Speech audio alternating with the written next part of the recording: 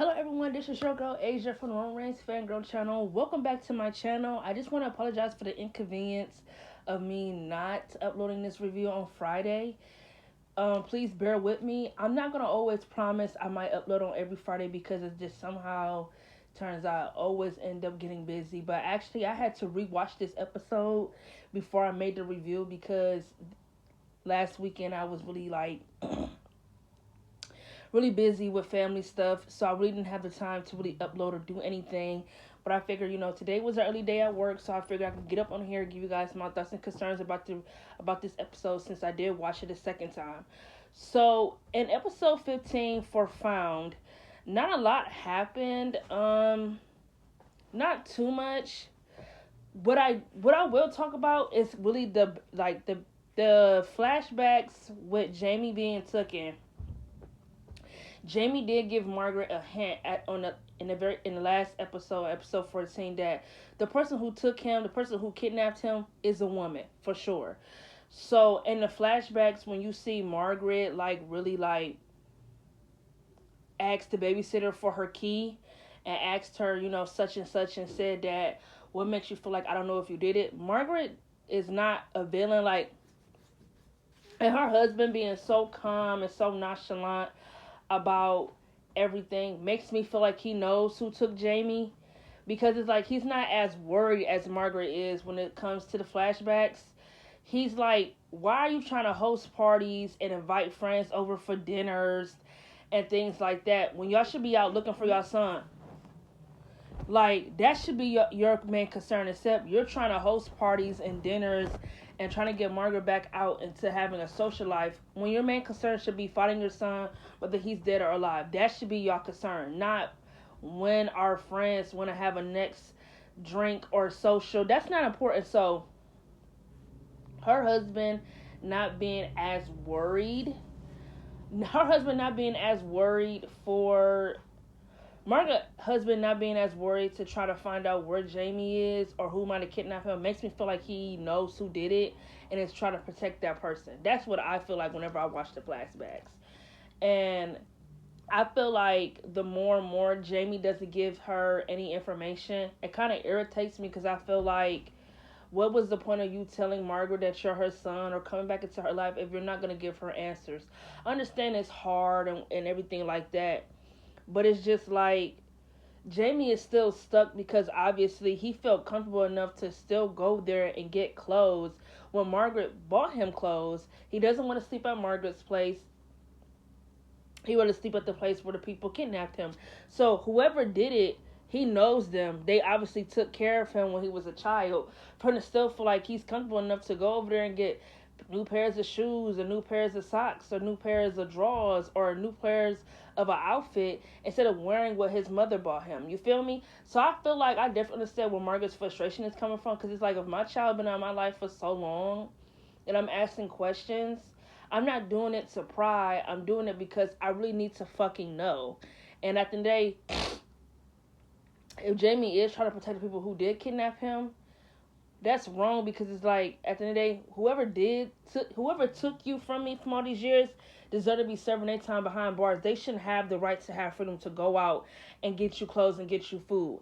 And I feel like Jamie, to me, is just really disrespectful, because it's like, even though he is 20 years old, now that he's here as an adult, it's like, still, when you're leaving from out of your mother's sight, you should still tell her where you're going, considering that when she did lose concentration of having her eyes on you, she did lose you. So it's like, you already know, like, if you disappear, she instantly starts to have the panic, like, will he come back, please come back. It's like, the least you can do is give her a heads up. For him to act like, oh, I need your permission to go, no, you don't need my permission. I'm telling you, if you're going to go somewhere, tell me where you are, and at least call me and let me know that you're good and you're safe and you made it there. That's what I'm asking. I'm asking for more dialogue, but you're looking at it as I'm trying to control your life, and it's just crazy. Like, Jamie sometimes gets on my nerves, because he makes it feel like she being so extra, when it's like she's not being extra. She's trying to relearn from her mistakes, period. That's really all it is. And Margaret really done a 360 because I really couldn't stand her in the beginning of season 2. But now it's like I'm really starting to fuck with her because Jamie's starting to get on my nerves because like I understand he has trauma, but it's like at the same time, if I'm asking you questions, it's really because I really need to know. And it's like, why are you protecting these people who kidnapped you? It don't make sense. As far as the case is concerned, I really did like the case. I thought the case was really emotional with them finding the 7 missing kids. My only problem is like, why did they do it so early? Like, I don't want to say, well, they dropped. Sir kind of mentioned these 7 kids missing when they did come back from their winter break from there. It's like, yeah, I get that, but it's like they could have pushed the storyline a bit further. It's because I don't give a fuck about Trent, so it's just like automatically you doing, oh, Trent's father such and such left 7 missing kids off the loop, didn't care to look for them. And it's just like Trent's father is reasoning to why he never went to try to find the 7 missing kids was bullshit. You mean to tell me you never went deep to find the 7 missing kids who went missing because you were starting your own family?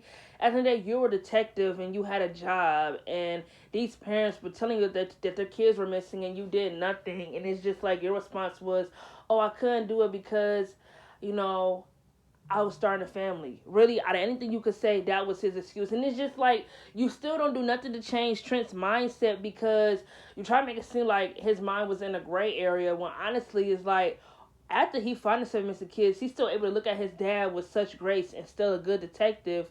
When it's like, really?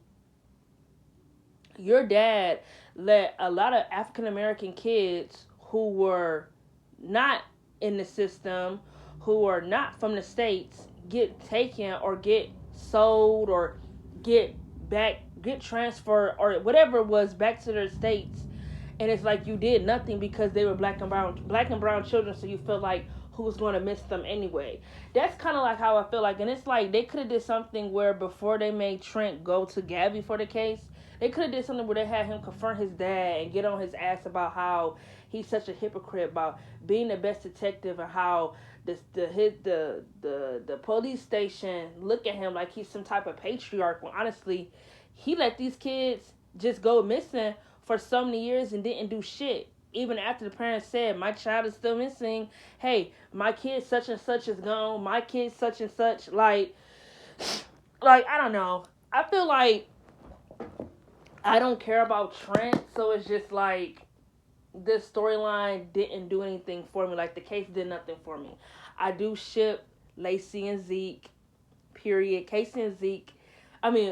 Lacey and Zeke have so much fucking chemistry. They feel like 2 teenagers in love. I'm very curious to see how their relationship can progress and will grow, if they're becoming official now or if they're trying to figure things out. Whatever it is they plan on doing with them, I'm all here for it because I've really been feeling them since they started season 2. And they've been doing like scenes with them and everything like that. And I feel like doing an episode where she felt like there was something going on between him and that woman, it made me feel like, okay, yeah, let's go ahead and do something with this quick before the fires things out. So I'm definitely interested in that.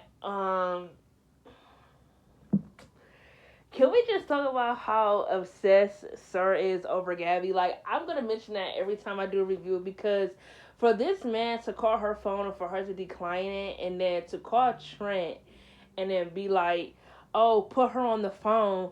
He's just so calculated and so damn smart because it's like, how did you even know if he was by her or not? He was just like, oh, you know what? She's not answering my phone calls. Let me go ahead and call Trent and be like, put my woman on the phone, period. You feel me? He's doing everything in his power to make Gabby come see him and she's just not going to do it. Who knows if she's going to do it now, but you feel me? But Heather is not Sir's accomplice. She's actually going to be his defense attorney, and she tried to tell Trent that there was something about Sir they needed to talk about. I knew she was an op, and I know for a fact she's going to do everything in her power to get Sir out of jail or out of prison, because something tells me she knows Trent is still in love with Gabby. And I think she kind of wanted to stick it in Gabby's face a little bit that, you know, I'm going to do everything in my power to allow this man who caused you so much trauma to walk the streets free, even if it is with an ankle bracelet or him having to do community service. Whatever he got to do to see sunlight, I'm going to make sure he sees it. And off top, if she could say, I've forgiven him for allowing after his brother shot me in my arm, there's no way in hell the judge isn't going to forgive him, because they're going to see him as someone that's vulnerable, someone who's owned up to their mistakes. Well, to be honest, Sir shouldn't be not walking the streets after what he did to Gabby and Lacey. But something tells me he is not going to be in jail for long. And I feel like they need to do something to make this season end off with a bang, because I don't know. As much as I love Found, I definitely feel like season 2 is dragging. Season 2 started last year in 2023. Here we are in the year of 2025, and yet this show is still going. This season, I should say, not the show. Season 2 is still going. I just feel like they dragging this season. Like they're already on. They're gonna be on episode 16. I get it. They're not in a rush to tell stories. They want to do it as slow as they can. It's like, and this show does come on Thursdays at 10. So it's like it does come on in the middle of the week. I feel like if it came on every Monday, the show will go by faster, because every Monday, 10 o'clock p.m., you get an episode. It will definitely go by faster, but since it come on Thursdays at 10, they're going to do so much. So I don't know. The reason why I'm saying I feel like they're dragging it is because sometimes I feel like when I watch an episode, it can sometimes feel like it's the same stuff they're kind of doing, so it makes me feel like they're kind of dragging it a little bit. Like I said, this episode was a little bland. It was meh. It wasn't too much to talk about, but it wasn't a bad episode either. The ending where Sir gave Trent a letter and told him to give it to Gabby and Trent didn't. I do not like Trent. I can't stand him. I would never grow to like Trent. He's annoying. He's not meant to be trusted. He really in love with Gabby for real. Like, every time he do something to get close to Gabby, he always goes to the jail or goes to prison to rub it in Sir's face that he's closer to her. And it's like, why? For what? Him and Sir wants to play whose dick is bigger contest, and it's just like, for what? Gabby doesn't want neither one of y'all, so for y'all to sit here and be like, oh, but Gabby love me, Gabby. Like, y'all confessing your love for someone who don't want to hear the shit. Who doesn't want to hear the shit. Honestly, I already said this. I don't want Gabby and Trent to be no type of couple. Make them be friends, make them be co-workers, let that be professional. I don't see any chemistry between her and Trent at all for that to be a relationship. I don't see it. So as far as I'm concerned, no, that doesn't need to be anything romantic. I'm sorry. I'm standing on how I feel. It doesn't need to be anything romantic. But yeah, that's just all my thoughts and concerns about this episode. I'm gonna catch y'all on my next videos. Like I said, videos I got coming out is really Degrassi for real. Like I said, whenever I get some free time on a weekend, I'm gonna upload a Breaking Bad video. I already know what I want to say. I'm just trying to find some free time where I can upload it. I might do something where I can upload it this Friday if I can.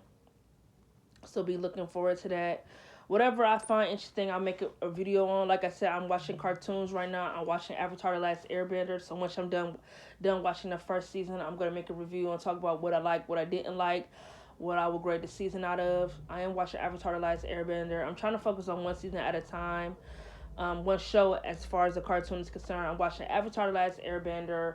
I'm watching Ben 10. I'm rewatching The Amazing World Gumball. I'm watching Phineas and Ferb. I'm watching Kink Bodowski. I'm watching Gravity Falls. So it's like I'm watching a lot of cartoons at one time, so I want to finish one each by each and then get on here and tell y'all what I feel, what I like, what I don't like that. So yeah, catch you guys in my next videos. See you later.